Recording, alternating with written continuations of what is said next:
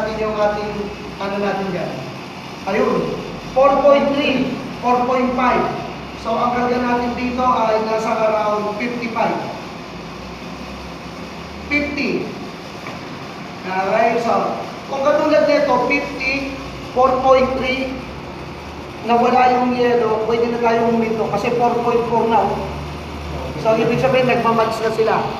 Kaya, isa sa mga mabisang palatandaan, kapag nawala na yung yelo sa kaduktong ng capillary, hinto ka na. Ayan yung pinaka-basic na gusto kong ipamahagi sa magiging kong estudyante ng refrigeration and air conditioning. So, nawala sa 50, hinto na tayo. Ayan na, 4.4.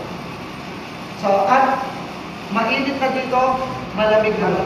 Okay, so, ang high side natin ay umaabot siya ng 300. Okay, so,